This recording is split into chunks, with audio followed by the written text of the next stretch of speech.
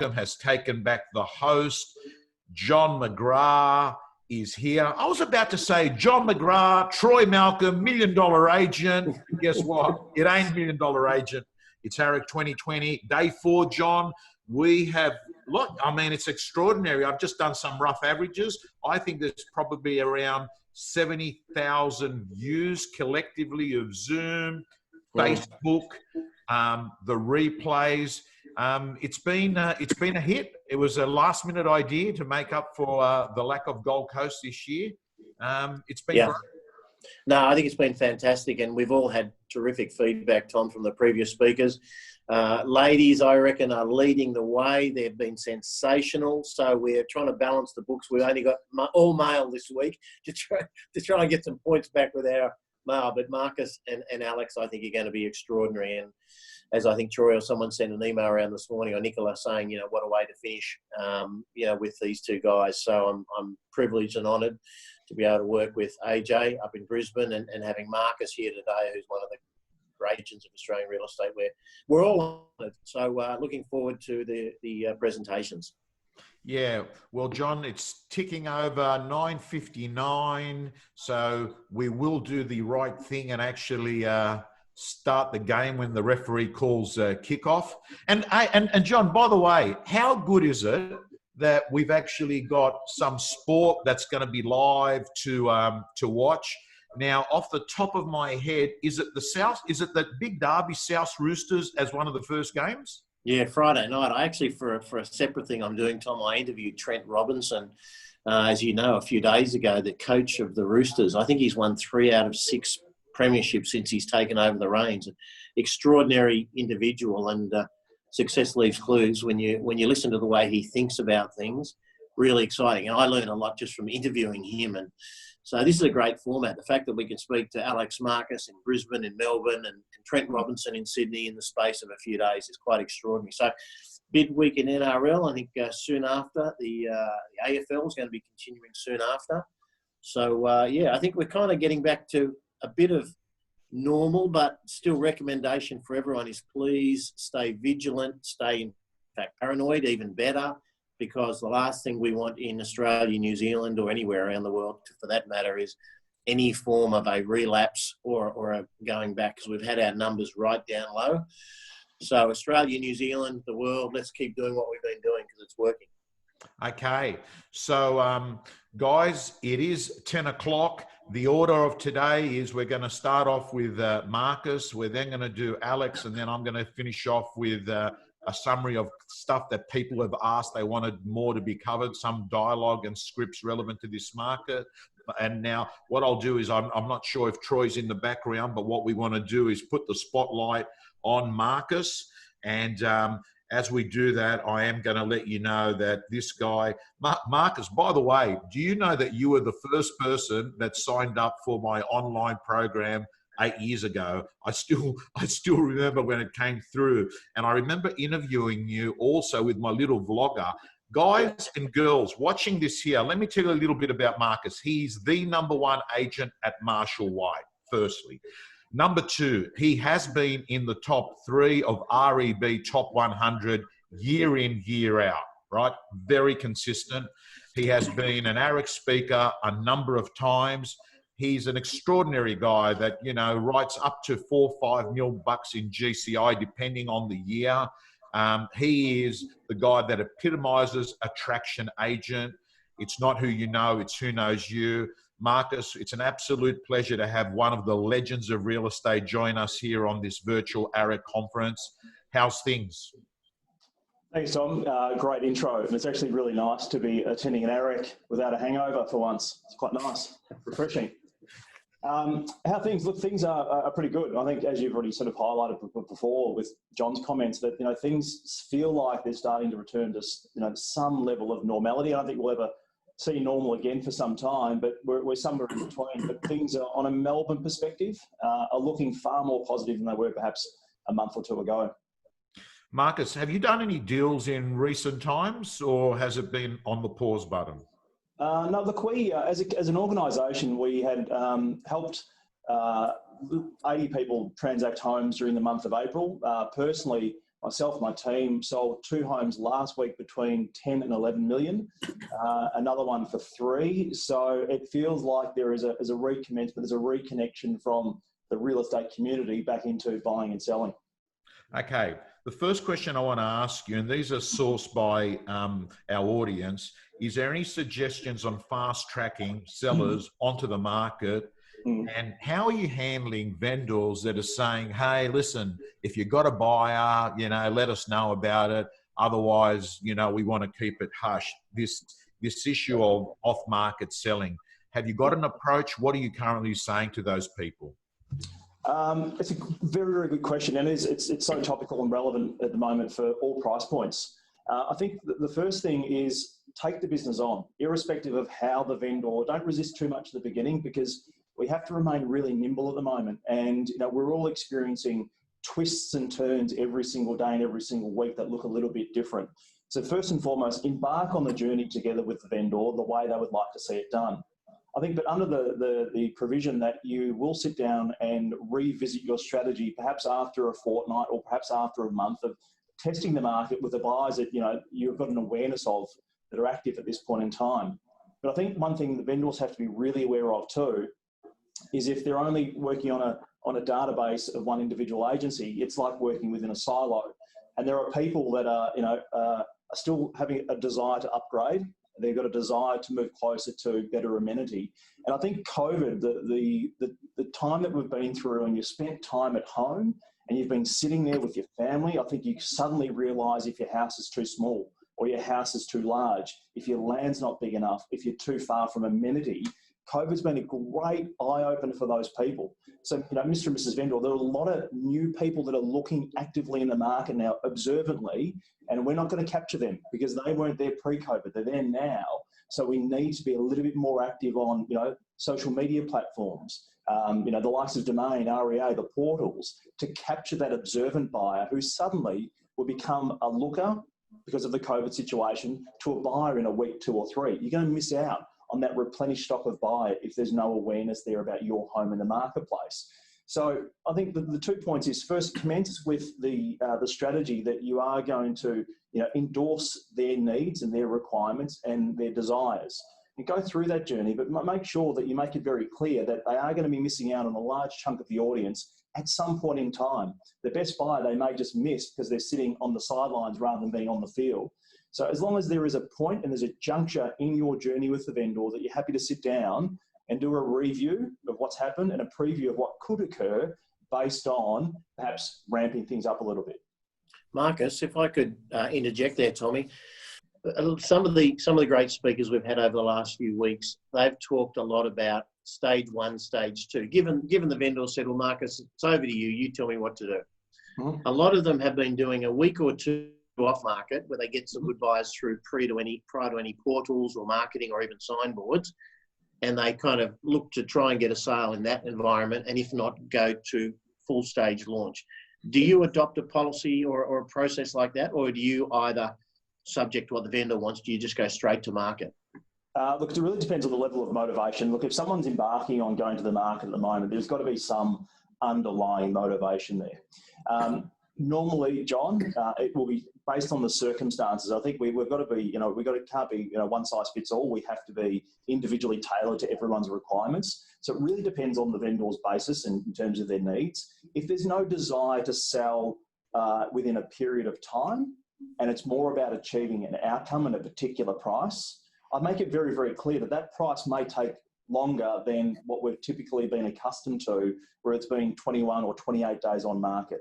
So if that's the case, let's first put our toe in the water. Let's see what the buyer's reaction from the market is in the current environment. Because really, at the moment, my opinion and your opinion on price is somewhat irrelevant.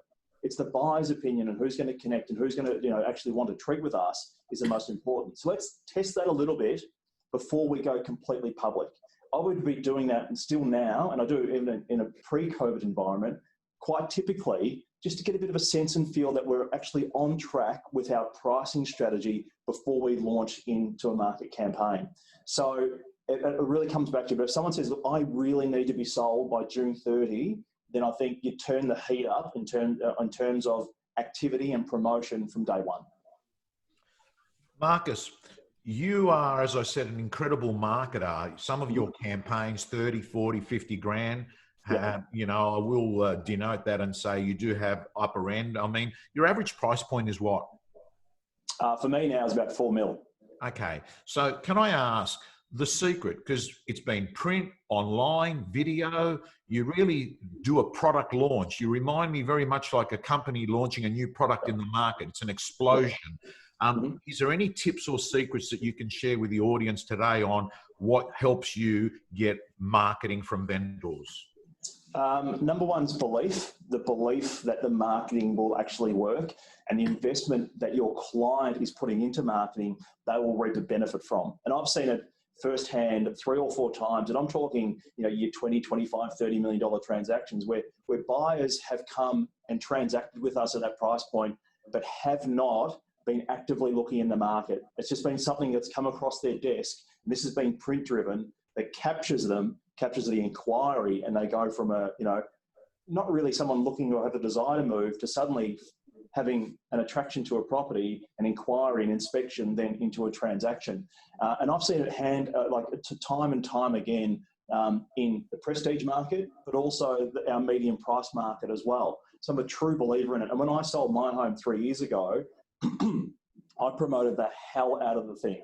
And because I wanted buyers not only just to become from that very, very silo, I use a reference to the silo mentality that are specifically looking in one area. I promoted it in print media to ensure that buyers outside of those precincts that would perhaps think a little bit laterally would be attracted to the product, being not necessarily the position, but the product of what the home I was selling, which it actually proven to be true at the time. So I think the number one thing is belief. You've got to believe in what works and what's relative to your market as well. Because there's certainly some markets where print isn't as relevant as perhaps socials, or where the portals are more relevant than perhaps print. So you've got to do what is going to emphasize your outcome for attraction of buyers to your vendor. That's the number one thing. When it comes to print, I'm a massive believer in print. And a lot of things I say to my owners is when we put your board up, excuse me, I've got a frog in my throat. When we put your board up out the front, do you mind if we put probably 3 or 4 other properties on there that we're promoting at the same time? The vendor says, no, why the bloody hell would I want to share my board? I go, why would you want to share the page in the paper with other properties too? So own the page. So when you turn over, your home is the most prominent. You're first on the shopping list for everyone. Right, Mr. and Mrs. Vendor, we're only going to do this once. I don't want you to go through this process 2 or 3 times. We want to market it once. And as you said, product launch time. Similar, we want to hit the market. We want to get all the eyeballs. Whether someone's just contemplating making a move, whether someone's really, really active, or someone has no desire to move, but the opportunity to purchase your home might get them motivated, that's when we need to own the page. We need to capture that and go big for the duration. It's only 4 weeks. Okay, it might be, and the difference between a mediocre campaign and an excellent campaign can be $10,000, $15,000, $20,000. And in the scheme of things, whether you're selling an $800,000 home or an $8 million home, you want to do it once and you want to do it properly. On that issue, can I ask you, I think one of the most common things that comes from real estate agents over the years is, hey, I want to go up to the next price bracket. I mean, there are some real estate agents that find it hard to do 150 sales a year, year in, year out at a lower price point. And I just want to ask you, because I know that you did it. You actually made the shift from being an agent that used to sell sub 1 million properties or even lower back then, and Definitely. You went into the high end. What is there a template, a process that an agent can use to go up to prestige? There's no set template. I wish there was, because I would have followed it a long time ago and done it much quicker. The point of time where I've decided to, and I weighed up this exactly what you said. Do I want to sell, 5 homes at $500,000 or 1 at 2.5 and have a similar return? So it was all about leverage and the multiplier.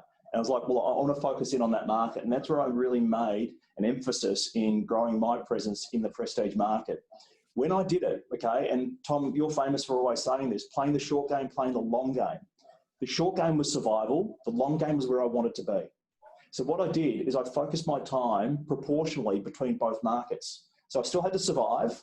I still had to write a fee. I still had to pay rent at the time, all those sorts of things. So I still focused on my short game, which was still keeping relevant in my marketplace at that point in time and having turnover, whilst I was building a database and a level of connectivity, connections, and relationships in the market where I wanted to go. So there's two agendas there. I had to run them concurrently. And the way I spent the time on those two was proportionate over time to increase my exposure in that relevant market where I aspired to, and less time in the market that I wanted to get out of.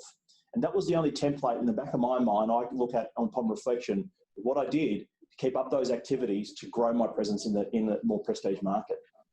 Marcus, if I interviewed or sat down and chatted with a couple of your recent vendors and I said, what's he really like? What are your observations of working with Marcus? What are some of the adjectives they might describe their experience or you in that conversation to me? What would they say? Geez, that's a real man in the mirror moment. I think brutal honesty. I think I'll always give them honesty. I'll always be genuine. Like what you see here today, what you see in the office here, what you see in front of a vendor is constant. So there's never the up or down, turning it on, turning it off. It's just being genuine all the time. But also the biggest compliment that I'm ever paid from clients or prospective clients is you don't really seem like a real estate agent. For me, that's the best compliment. Not to denigrate a real estate agent, but there is a perception, there is a stigma to a real estate agent. Just being genuine, but also having an underlying understanding of what your intentions are. Are they, in the best intentions of a vendor or yourself? You'll be very, very quickly found out if they're for yourself rather than your vendor every time. And sometimes the vendor can't see the best decision for them and you have to guide them that way. So I think and having a level of empathy that you can understand their position rather than taking a cookie cutter approach to every single vendor and every single campaign. It's about being very, very nimble with them too. One quick follow-up question, Tommy, if I can, just sneak another one in. I think, Marcus, one of the greatest challenges for people succeeding in this industry is dealing with disappointments and rejection, because there are a lot of industries, if you turn up and you pitch, you'll get paid irrespective. Ours is a winner takes all, and even good agents, even great agents like yourself and Alex Jordan can catch 3 or 4 in a row. It sometimes happens, who knows. How do you personally deal with that? Because I think that's one of the keys to success. Yep. I think you do. You build a resilience to it over time, and you have to become far more resilient. And similar to the environment we're in at the moment, like this COVID situation, it's not forever. I think you have to have that mentality. And getting back to Tommy, the long game. Okay, I know this is a bit of short-term pain, but I'm going to have long-term gain, provided I do what I need to do consistently to service my clients, to find new clients, and to transact. If I'm doing those, and that's one thing I'm always, you ask anyone that I work with, is consistent. I'm always working. When I'm in the office, I'm always working. I've always got an agenda. I plan it every day, what I'm going to do, what I'm going to achieve. If I just work that plan, if you've got a good plan, you're working it consistently, there's going to be road bumps along the way. There's going to be ones that really severely hurt that you are absolutely, with conviction, think that you should have been their agent, and the ones that really do hurt. You'll get some free kicks along the way too. But I think you have to understand that it's a roller coaster of an industry.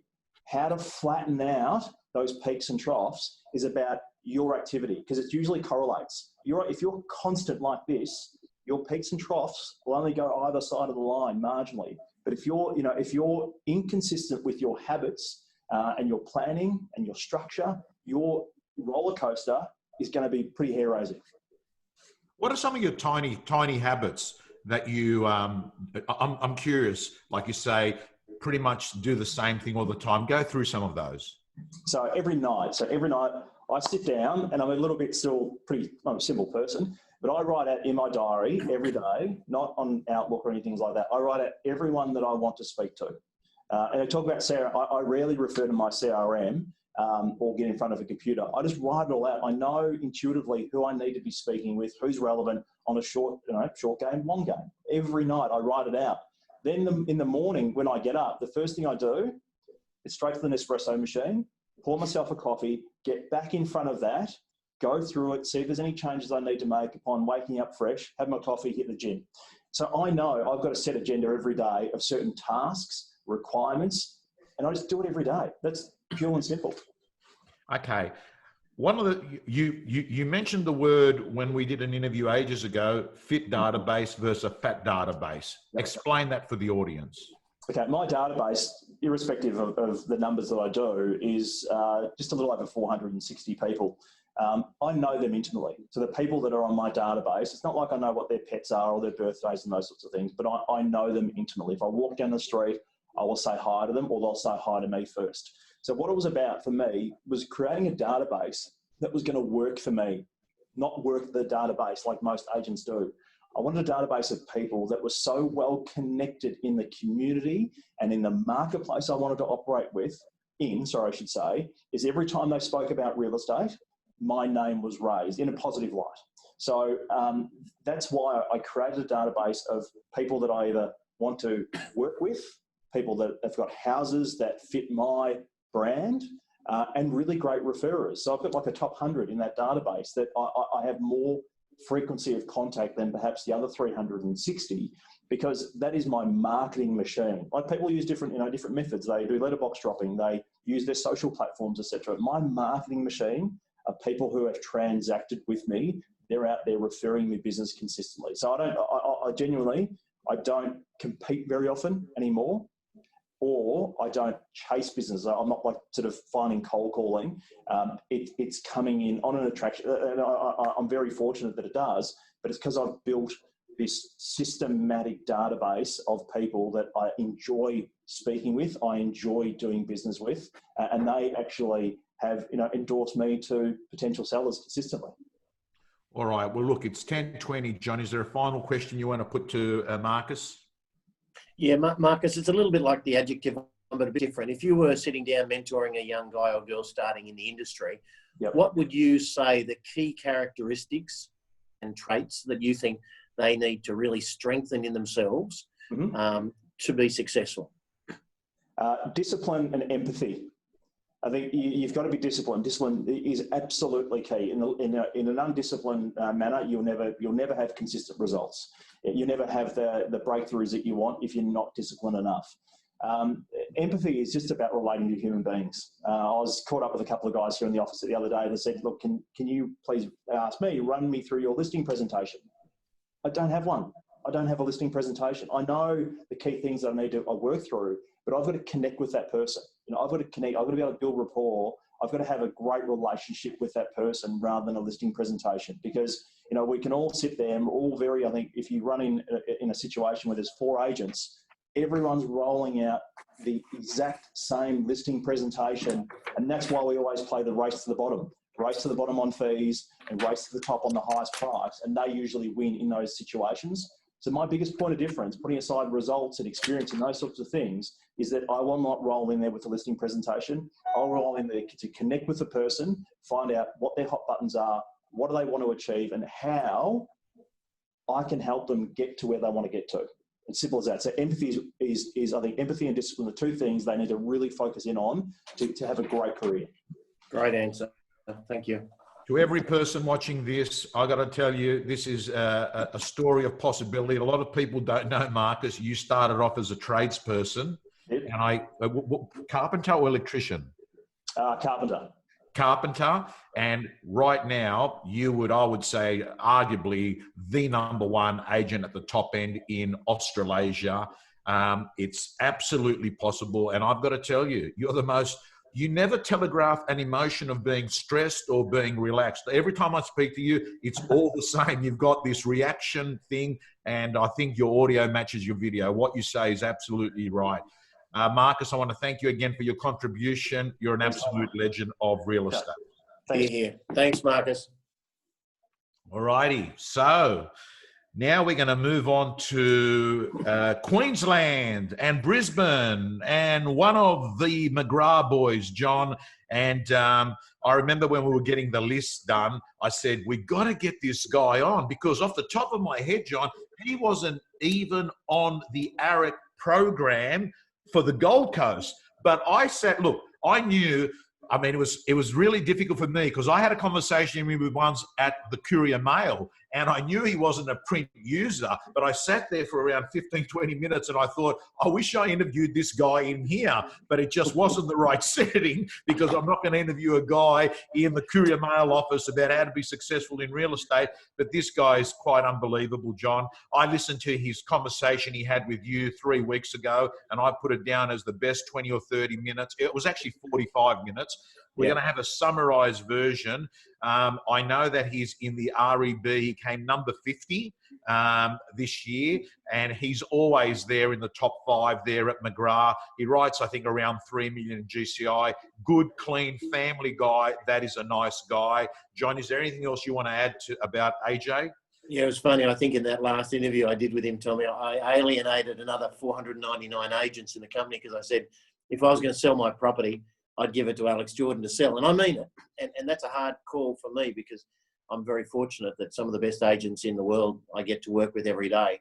It's a big call, but I mean it. I think from a stylistic point of view, integrity point of view, effectiveness point of view, I don't think I've come across someone that has any greater talent than AJ.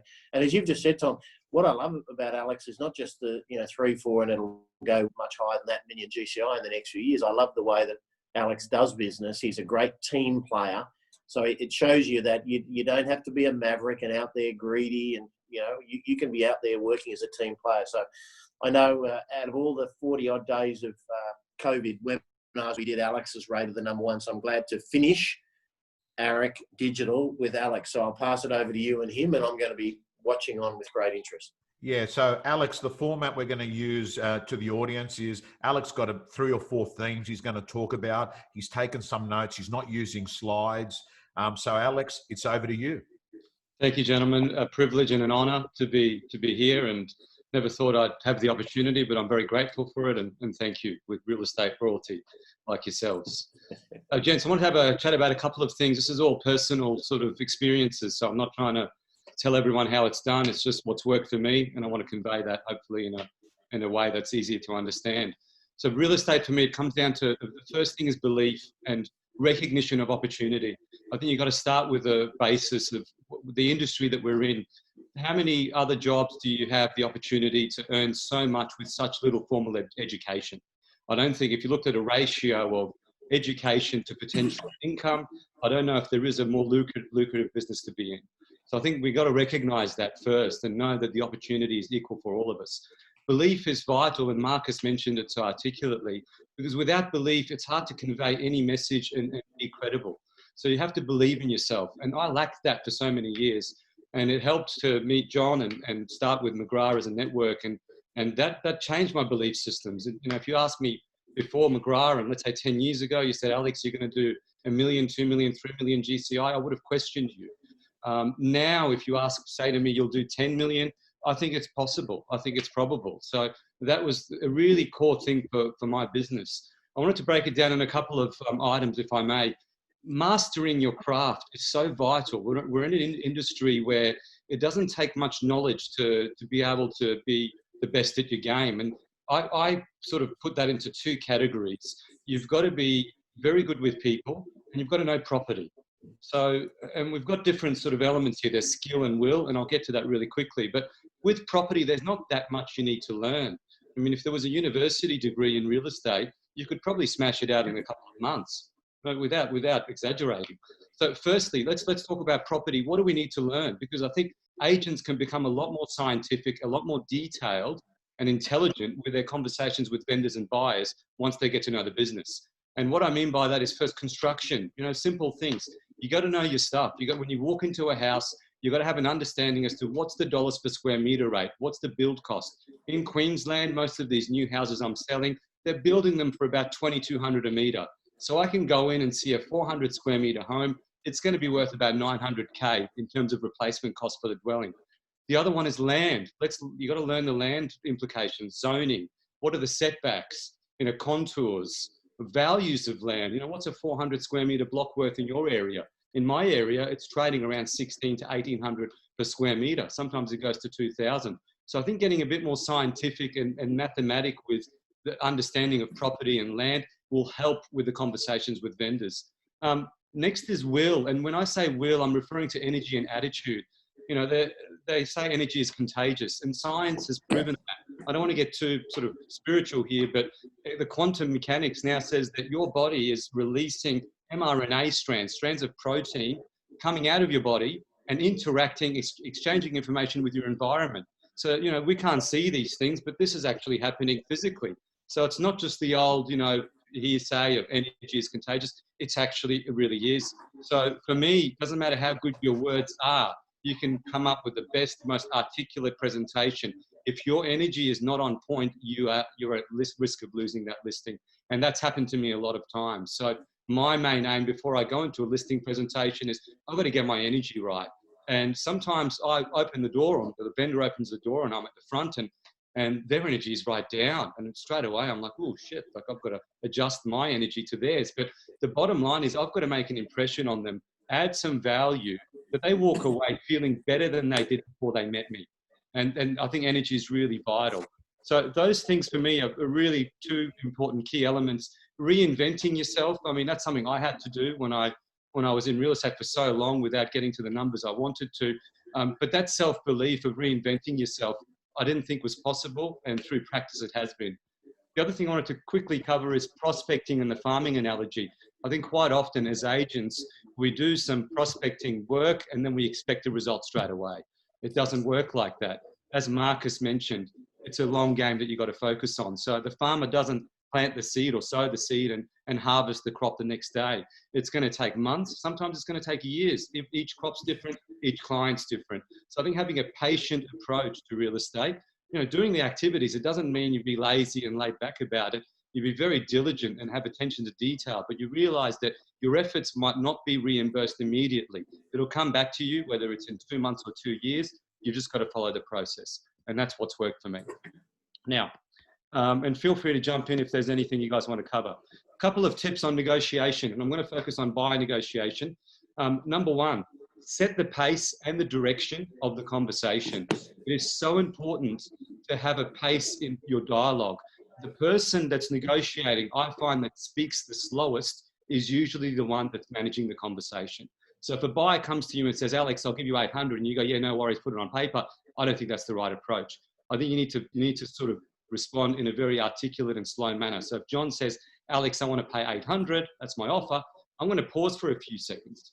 I'm going to think about it. And my response is usually, John, 800, that's very low. Where did you come up with that number out of interest? I've got to make sure that I'm representing the owner as if I'd represent myself. And I think once you can put yourself in that scenario, you become a much better negotiator. The power of silence. I mean, the pause before the response.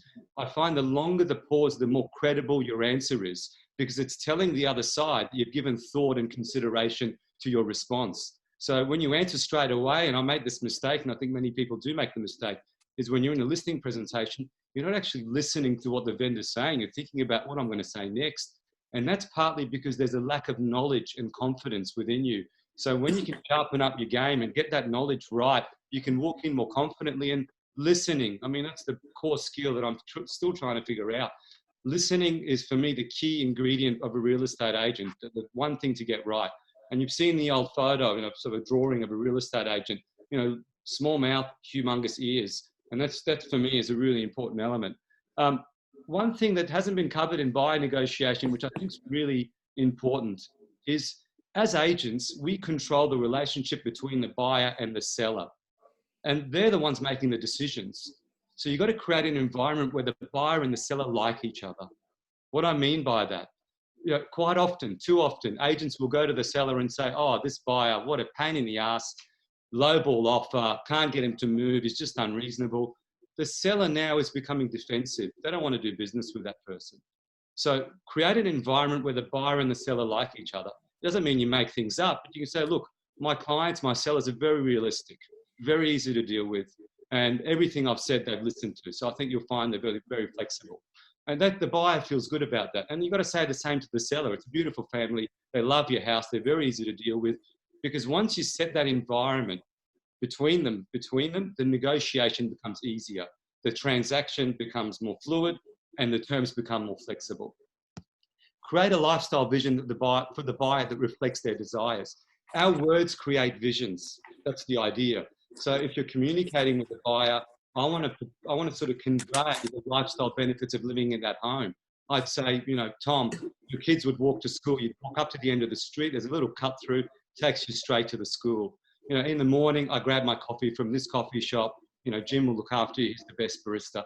Those visions are the assumptive closes that I think the buyer will then go away and reconsider. Never accept the buyer's first offer. I mean, we all know these are very surface level negotiating tips, but anytime you accept their first offer, they question that they started too high. I don't care how high it is. You could say, I'm asking $1 million. The buyer comes in at $1 million. We're not going to take $1 million. They'll feel better about the transaction. There'll be less buyer's remorse if you get them to pay more. That's my experience. Remember, John, I'll never forget a meeting I had with Shane Smolin 15 years ago at News Corp's office where he was cutting a deal. And I just said, yeah, we'll do it. And Shane goes, shit. He goes, I should have started lower. And that's natural. I mean, anytime someone makes an offer, regardless of how beautiful the house is, how well they bought it, there's an element of buyer's remorse. Humans naturally question their decisions. So let's make it easier for them.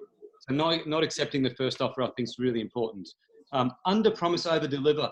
In negotiation, the way we handle it, the buyer is surprised they got the deal. They should never think they're going to get it. You know, the old school way of the buyer saying, I'll give you $1 million, and you say, oh, no worries, I'll get it done. That for me is not effective. The buyer should be surprised they got it together. So when I call them and say, hey, you got it? They're like, oh, wow, couldn't believe it. I think that makes it easier. Pre-frame conditions. In Queensland, we often have conditional contracts, building, pest, and so on. It's at the point of contract that we need to pre-frame these conditions with the buyer. I would say, Tom, as you know, building inspections, they're there to cover themselves against any future insurance risk. So you'll find that the report is usually exaggerated to the negative. They're going to palm risk off to an electrician, to an engineer, to a plumber, and that's a templated report. So I ask you, firstly, to talk to the inspector, get a verbal from them. Is this house sound? Is there anything majorly wrong? And also note that my client's taken a deal well below their bottom line. We've left no room on the table for negotiation. Really important to do that at the contract stage. They'll still come back. They'll still hit you for it. But I think that conversation lessens that and their position on it. Defend value with logic. Agents should be using more valuation tools than the one up the road sold for $450, so this one's worth $500. Those things can be easily disputed. I'm more interested in what's the dollars per square meter rate for the land. I can say the replacement value of the dwelling is 800. The land itself for $1 million, we're at 1.8 million. It's much harder to dispute that as a buyer than using sales, because each house is different and the buyer will go, well, that one had a bigger bedroom or a better view or whatever it might be. Softly straight, but something John taught me a while ago. You know, before you sort of have to say something to a client that may be too direct, that may be too confronting, disarm them, get their permission. It might be words to the effect of, Tom, do I have your permission to be direct here so we can make some progress? Straight away, you're like, well, yeah, Alex, you know, tell me what you want to tell me. But that sort of, I guess, entry into the conversation softens your response. I've asked for your permission. I've more or less disarmed you so we can have a more direct conversation. And I say softly straight because I think it's important to be direct, but in a polite tone, you know, not direct with aggression. And that's really important to get that balance right. Couple of things to cover, guys. Any questions before I keep blabbering on? No, you're right.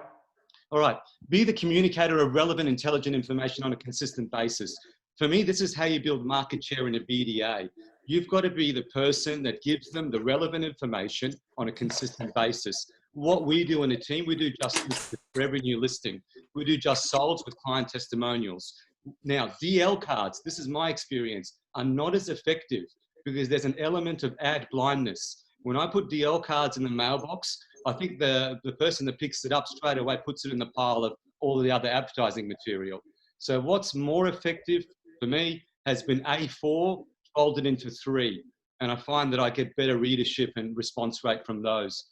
Market reports. This is something that I've built my business off, is quality printed reports. We do one for each suburb that we focus on. It gets delivered direct to the owner. And we spend a lot of money. We invest heavily in market reports. And I think that's one of the best ways of creating credibility and profile in your marketplace. It might be 20 pages, it could be 50, but it needs to be presented beautifully, because what the vendor is doing is what you put in their letterbox is your marketing. They're judging your marketing, saying, well, if this guy markets himself like this, I want my house to be like this as well. So the times of putting black and white brochures in letterboxes with 60 GSM paper, that's going to reflect poorly on you. So you've got to make sure whatever's sent out looks clean, looks professional, and presents really well. Social media, sponsored marketing, really important. Pay to play. I mean, it's probably one of the most important elements right now in our industry is the social media evolution. 10 years ago, almost non-existent. Today, if you're not in it, you're going to be losing out.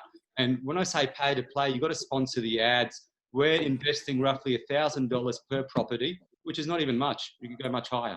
$1,000 a property to market the house for sale. When it sells, I'll put in about $500 to plug the sale. Now, the targeting becomes really important. And for me, this is what I've noticed, it's better to be narrow focused rather than have a big radius of 10, 15 kilometers. I'd rather be 5Ks, and I'll do it for 4 days before the open house. So it might be Wednesday, Thursday, Friday, Saturday. I'll boost the ad, and then I'll give it a break, and I'll boost some of my sales for the next few days, and then I'll go back and boost the ad again the following week. All right, BDA, really important before you start. I mean, if you put me in another suburb right now and said, Alex, you're in Sydney, you've got to do Hunters Hill, as you mentioned before, Tom. I don't know the area. So how do I know I'm going to get $1 million GCI out of that area? I've got to get my numbers right. What I'm looking for is total sales value per annum. So total value of property sold per annum. I want about 100 million in my BDA. That's going to give me enough to have a $1 million GCI business based on these parameters. So 100 million, now 2,000 properties is comfortable. If you can get 100 million with 1,000 properties, fantastic. If you're in a lower price bracket area with a lower median value, that might need to go up from 100 to 120, 150. But the number of properties will need to go up from 2,000 to 3,000. The idea here is to get 30% market share within 2 years. That gives me $30 million per annum. I find that about 75% of your business comes from your BDA, and the balance will come from other sources. Now, someone's coming and buying a house in your BDA and maybe selling one in a neighboring suburb. So if you can get 30 million in your BDA, you'll probably do about 10 million outside. That's 40 million per annum in total volume. And if you put that into commission at, let's say, 2.5% inclusive as a national average, we're at $1 million GCI. So it's important that we know our numbers. You don't go in and just say, I'm going to look after these many properties. We've got to know exactly what we're dealing with. That's it for me in terms of what I wanted to cover. Any questions, gentlemen? Johnny, I thought that was outstanding. You've covered social, you've covered strategically looking at the numbers in your marketplace, you've covered being a product knowledge, a Google expert in the marketplace and not just winging it with commission breath and no substance. You've covered some of the art of negotiation, which I think more than ever is needed, because I actually think there will be casualties in this marketplace. And you've actually, and don't be scared, because a casualty means that others will win market share while others will lose market share and become marginal and want to move on. I thought it's an outstanding presentation, but the thing I got out of it is that it doesn't matter if your first 5 years of real estate ain't incredible. You can actually change, because to me, what you've actually done is change. How far down the track did your real estate life pick up? It took me 10 years, Tom, to start getting traction. So I almost quit in year 10 because I thought I wasn't capable of doing so. John, is there anything you want to ask? No, I just want to make a quick comment, Tom. I'm going to sound terribly nepotistic here, but I feel like a proud dad. That was probably the best 20 minutes I've ever heard as a summary, quite honestly, and that's with great respect to every other speaker we've had on this series and other series that you and I have been involved with Troy, Tom. But I thought, and I've just had from Steve Baster, a buddy of mine in Melbourne, who was watching on, and Steve just said that's phenomenal information. What a star. He's going to watch it 8 times. Anyone that has watched this, Marcus and Alex, if you don't watch it 2, 3, 4, 5 times, transcribe it, there's some awesome dialogues there. It was brilliant. Someone did ask a question on the chat line, what's a BDA? Business Development Area. So it's like a farm area. So what is the patch that you're focused on? just for in case anyone didn't pick that up. But I've when I take notes first, Tom, and then I asterisk the things that I think are game changers. And I reckon I've got 20. I've probably got 5 pages of notes, and I reckon not 20. I've probably got 10 to 12 asterisks. Most times I do notes, I get 1 or 2 asterisks, which means I've taken a lot of notes, but there's 1 or 2 things here that I think are game changers, and I've just asterisked the hell out of these notes. So, AJ, thanks for making me very, very proud as a principal of your business or as the founder of the business. And thanks for sharing so generously with the industry.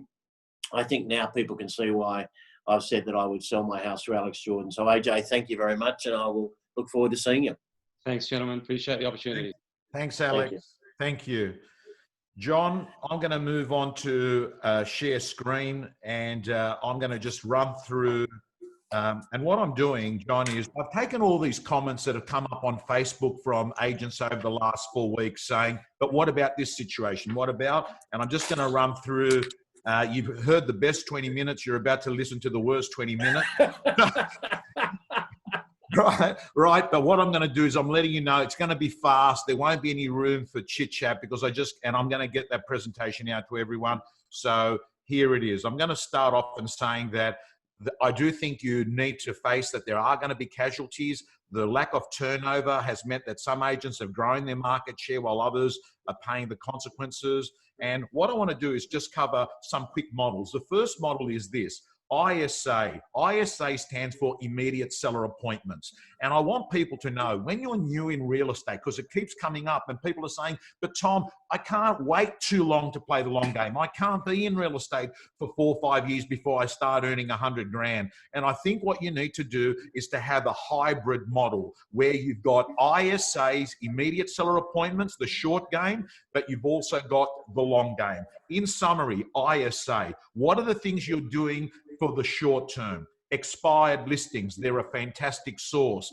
Power letters, as Alex said, I'm not a believer in letterbox drops, but I can tell you a lot of my gym members show me some of the letters that get incredible cut through, and I think they're extremely useful in your early part of your career. The next thing is buyers and open for inspections. And the next thing is, if you've got the luxury to buddy up with a senior agent and say, listen, take the Queen's birthday off, I'll do your opens, or I'm happy to sit at your opens and help you put the board out, and I don't want a single cent out of your commission. It will actually get you in the game. It will get you client facing. It will give you product knowledge. It will help you build your brand. It will give you confidence. So that to me is the model for the short game. Now I move into the long game. The long game is happening at the same time because whilst you're staying for survival in the first 2-3 years, you're also thinking about the next 3 to 10, 15, 20 years. And that is going to be a combination of you. And FSA, for those of you that are unsure what FSA stands for, that is future seller appointments. You're going in, they're not going to list now, but what you're doing is beginning a relationship. And we've covered it at AREC 2020 through a lot of the content, particularly, Kathy Baker and Tanya last week. But here are the things that make up your FSA. Orphan data, going to an office and picking up people that don't have an agent that have transacted with that. And I've got to tell you, a simple thing, many of the agents that are going to build long-term careers, all they have to do is every time they sell a property, show up to the final inspection before settlement and actually allow the buyer an hour. And here's a great strategy. Give them $50 worth of coffee vouchers, give them 5 people that they can talk to in the local area once they move in, and finish off and say this, I'm letting you know my relationship with you actually starts today. You're settling tomorrow, my relationship starts exactly tomorrow. And what you do, you book in a health update on their home 12 months ahead. Guess what? You sell 30 properties in year 1, you've got 30 appraisals year 2. You sell another 30 properties in year 2, you pick up another 30 appraisals. So all of a sudden, John, all you're doing is actually doing health checkups to property people that you've been dealing with. By year 5, all you're doing is popping in to your clients for life, giving them a health update, and those conversations are going to actually give you referrals. Those conversations, they're basically ambassadors for you. But in addition to that, I do believe that you've got to go out there and become the king of your marketplace. And Matt Steinwade, who, John, is an important part of the McGrath group and is one of my close mates, has been a long time. He's been kind enough to always give me his content. You know, he's decided he doesn't want to do real estate training as such and focus on his own career and on his health and fitness. And he's doing a good job at that. And I've got to tell you that his system of actually creating appraisals using his CMA system still to this day is one of the core principles of an agent that wants to become the Google of their marketplace, where you pick around 1,500 homes. Then Tom Hector's, in the gym, Tom Hector's system has to be the most used document. He actually talks about, yes, you might have to do cold, bold calls in your first year. You might have to do it, but it's not a long-term play. But what it will do is actually get you in the game with a lot of FSA, future seller appointments, nurture marketing, social selling, and commuter ambassador work. Couple of laws on prospecting. Number one, the law of because. It's really important that people know when you prospect, you only prospect with a because. If you're calling in and just saying, I'm calling to touch base, or I'm calling to check in, that is not dialogue of a pro. Check in is more like, think about it. Who checks in with people? Parole officers, right? You're like, I'm calling to check in. You've got to call with the because, and the call's got to sound something like this. Hey, John, it's Tom Panos here from XY Real Estate. I know you're not selling and I'm going to be brief. The reason I'm calling is because, and what you're doing is you're mindful that people are price sensitive, they're time poor, they understand commission breath in real estate. So what do? You make sure that you're a value added provider. You show more, you do more, and you give more. And that's why I say always use the word because in the first 10 seconds of a sentence. The next thing is the law of replacement. This is a basic law in sales, which is I must always be replacing people in my pipeline because they're always dropping off. Now, whether you're selling franchises, whether you're selling real estate, mortgages, you simply know that people change their mind. They might list with another agent. They might choose to rent. They might actually move to an area where there's no need for them to be doing any real estate with you. So you need to keep putting people into that pipeline. The next law, the law of platinum and golden hours. One of the reasons why real estate agents suck at prospecting is they hear someone say, make 10 calls before 10 a.m. And what they do is they get pumped. They go, that's it. This is my week. 10 calls before 10 a.m. They walk in, sit down, and they stare at the computer. And the reason why is that they don't know who to call. What we clearly know is that powerful lists equal powerful results. If you've got a PA or a CSM, they'll give you the list. But if not, you need to spend time in the platinum hours. And the platinum hours is the time you prepare who you're going to be calling. So that's why I say never mix the platinum hours and the golden hours. And then the last law is the law of scheduling. The law of scheduling says, I must schedule. Why? Because what gets scheduled gets done. That's the reason why scheduling is important. And I've listed the kind of prospecting calls you can be making. Underneath, just listed, just sold, anniversary, expired listings, current for rent. There are people now that have got properties that are vacant for 3 weeks that would love to hear that you've got a buyer that could buy their property. We've seen rentals fall in most capital cities, Sydney and Melbourne, they're talking 20%. Many of these investors may choose to cash out. And the last one is orphan data.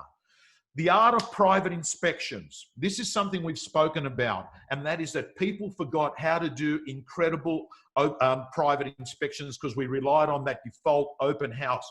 To me, the open house was like you're a salesman at David Jones and there are people coming in and you don't know who's who. They're just flying in and you're trying to say, oh, that person. The art of a private inspection, here are a few tips. Number one, create scarcity. Be a deal maker. You heard Alex talk about it. You know, you've got to actually create, and they don't want an email. They don't want a messenger. They need a negotiator. Here's an example. A real estate agent said to me the other day, when people call me back for a second inspection, I don't sit there and say, yeah, I've got all the time in the day. I'm doing nothing. When do you want to have a look at it? He says, hey, let me call you back in half an hour. I want to make sure that the property is firstly still available, because it's one that has had a lot of buyers going through it. And I just want to see where we're at. That half-hour suspense is actually setting up a better second inspection. The next thing is use social proof. You're going to take those buyers there at 4 o'clock. Make sure you actually have more buyers there, because we simply know a cafe that's got a lot of people is actually a better cafe. You judge it. You say, hey, it must be good. And we know that in real estate, if you've got an appointment at 4 o'clock, it's going to help you to have an appointment at 4:15. It just helps in deal making. Now, some of the questions that I think good real estate agents are having with quality buyers at a property, as Alex was saying, you don't just sit there and say, have a look through, I'll just be on my mobile, tell me what you think, which is, it's an extreme example. But good real estate agents are sitting there and they're concierges of second inspections or even first inspections. Do I sense you like it? How would you feel living here? What do you like most about this home? What would you use this room for? And if they say, yeah, we sort of like it, I think a good thing to say is, can I ask you, are you interested, or would you like me to help you own it? Right? So guys and girls, I've got to say to you, don't just go to buyer appointments and think, hey, it makes no difference. The house is going to sell itself. No, you show the strengths and weaknesses and you get involved and create engagement with people. The next thing is this, John. Be hard on the problem and soft on the people. Be hard on the problem and soft on the people. Whether you've got vendor management conversations that need to be crucial, tough conversations, or whether you're having a conversation with trying to get a buyer up in price, I have to say to you, the secret is make data your best friend. No different to what a doctor does. A doctor will not sit there and actually personalize it. He will separate the data and the person. And what they'll do is they'll put an X-ray up and they'll say, as you can see, there's a shadow there. I'm not happy about it. I need to look at it further. Or you've got a break in your ankle. It means this. They don't guess. They use information, and it helps you to actually have a hard conversation if you have that information. And that's why I say crucial conversations work best when you have data. The next thing is modern vendor management. So Shane Beaumont did a beautiful vendor management presentation, because many of you have had lower number of people going through open for inspections, or at a period of time there was no buyers going through property. And what he was doing is this. He gets the realestate.com reports and sits down and uses a ratio of pages viewed, properties saved, and phone and SMSs reveals, and sits in front of a vendor. And this is how he gets a realignment or a price reduction. He says, Mr. and Mrs. Vendor, this week, I want to show you, we had 1,300 property views. That is 1,300 virtual inspections on your home. 81 saved it, and 1 had a SMS and phone reveal. Based on that data, we should have had 7 physical inspections on your property. However, we only had 1, which says to me that buyers are not seeing value. You see, Mr. and Mrs. Vendor, what's happening is buyers these days are qualifying property by looking at it online. I suggest we realign the value of your property by 10%, because I'd rather be sitting with you next week rejecting an offer than actually having no offer. So the best of the best at the moment, again, are using data, and vendor reports are a very, very good way to overcome if you're not getting a lot of physical inspections on a property, because you are getting virtual inspections. The next thing is this, the buyer behavior chart. Now, I've always believed that the way buyers work is they chunk up in the first few weeks. And this chart here shows how a buyer responds when a property hits the market. And it is very important to know that after day 30, what actually happens, buyers diminish. So a good piece of language and dialogue to a vendor is, Mr. and Mrs. Vendor, I've got to let you know, when we launch your property on the market, we're never going to get that opportunity where we actually create an impression in those first 30 days. One of the things that you ask Mr. and Mrs. Vendor when you're looking for a property, when you're out house hunting, you'll ask, how long has it been on the market? That is one of the most common things a buyer asks. And I've got to let you know, the reason why they ask that question is they know that the longer it's been on the market, the cheaper it becomes. This is no different to milk and bread at Woolworths. The longer it's on the shelf, the closer it gets to its use by date. And what I'd like to say to you is, Mr. and Mrs. Vendor, is we don't want to lose that first 30-day opportunity. I want to treat this like we're launching an iPhone onto the market. We're going to tell the whole world about it. Okay, coming back to the last of the slides. When you get a vendor that says, hey, but Tom, we need to get this price. We're going to buy elsewhere. One of the things that you've got to get really good at is helping vendors understand that their destination home value and their current home value have no correlation, right? Because a lot of them say, oh, but Tom, we're selling in Newtown and we're going to Hunters Hill and prices are really expensive in Hunters Hill. And what you've got to do is help them understand there's no logic. And John, I remember saying it once at an auction in Newtown. Just before I started an auction, I had a vendor come and tap me on the shoulder. He said, Mr. Auctioneer, there's something before you go on. I want to let you know, we need to get top dollar. And I said, right. I said, we'll have a chat about it after. Rest assured, we're on the same page here. But he said, you don't understand. When we sell in Newtown, we're actually looking at buying a big block in Gladesville. And I flippantly, jokingly, I could get away with it with this guy. I said, well, listen, when you go to Gladesville, make sure you don't buy from someone that's moving to Rose Bay, because I've got to tell you, prices are really expensive there. Now, don't try that. But what you're doing is you're showing people that your current home value and your destination value are two different things. As I finish off here, I'm just going to share with you this slide here. Daniel Kahneman, to me, is one of the modern brains, even though he won a Nobel Prize in 1979 for behavioral economics. He learned that people feel more pain losing a dollar than pleasure winning a dollar. And that's why I think that anyone that's watching this right here, right now, must understand that there are two things that are going to drive behavior in people, either a win or avoiding their biggest nightmare. And I've got to tell you, the research is very clear. People will pay more for avoiding a nightmare than getting a win. So I think, without sounding like an investigative journalist, become a person that can ask a few questions and say, can I ask you, if we had the perfect campaign and things went brilliantly for you, what would that look like for you? That's looking for their win. And then the opposite of that is their nightmare. Can I ask you, have you ever sold a property before? How did it go? What didn't you like? And what you focus on is, what's this thing that keeps them up at night? What worries them? And I've got to say to you that you'll find more success in solving the pain than actually selling the pleasure.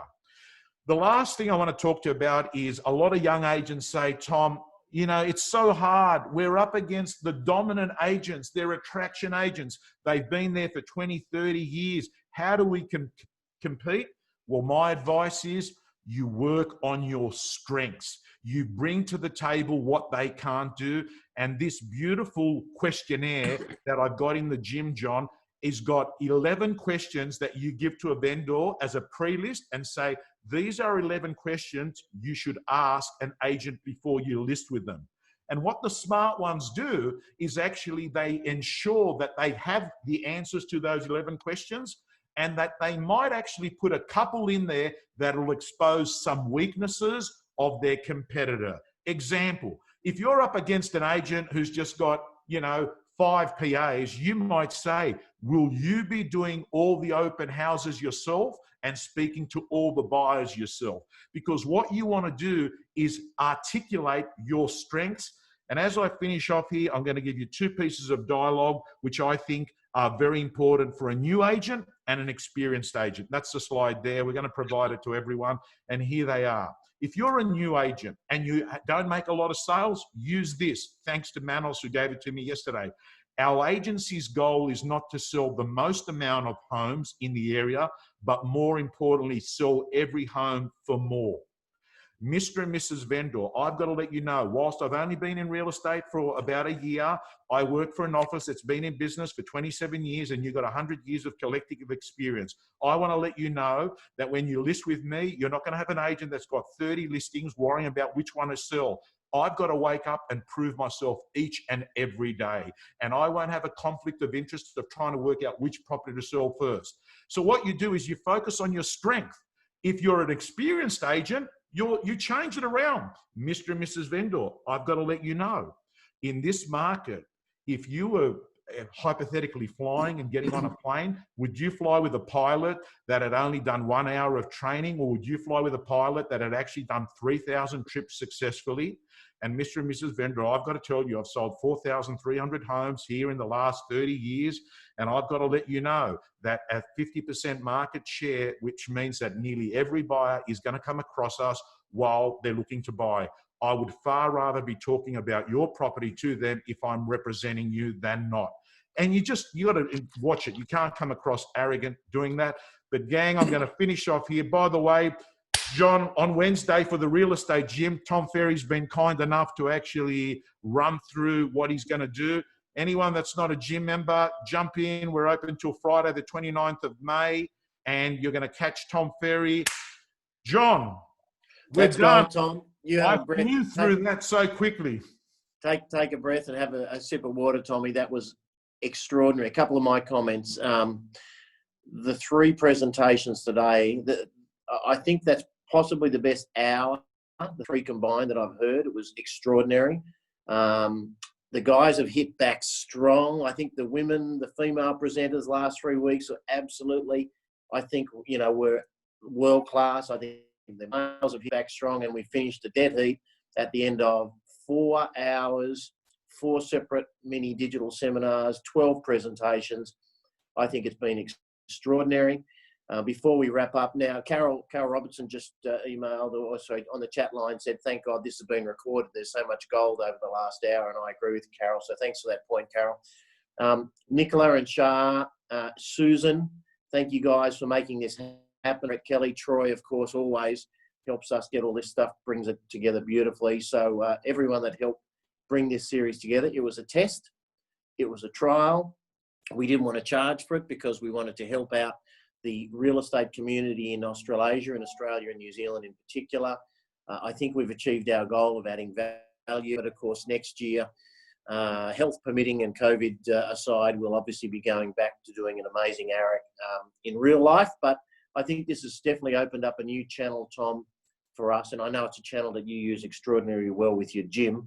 And anyone that's not a part of Tom's gym needs to sign up straight away. I can say that Tom shouldn't or doesn't need to, but I can, because for $2 a day or whatever it is, seriously, I mean, you'll get one listing, I'll pay for the next decade of it, and it's gold stuff. And, this is just the tip of the iceberg, what we've gone through. So I think on behalf of the entire AREC team that's put this together, and of course your team, Tom, headed up by Susan, hopefully everyone's enjoyed the last 4 sessions. We'll wind up now because everyone's busy out there, going to put all this stuff into practice. But Tom, as always, great to work with you. Your 20 minutes was gold, and I couldn't have thought of a better way to finish our AREC First Digital than that 20 minutes of gold. So thank you. Thanks to everyone else, and I'll just let you sign off, and then we'll get on our way. Okay, John, absolute pleasure. And as I said, I agree with John. Look forward to doing it in person next year, where we've got some incredible speakers. Most important thing is stay healthy, don't be complacent. And John, it's been an absolute pleasure. Guys and girls, ideas without execution are delusions. Let's go crack it. See you, everyone.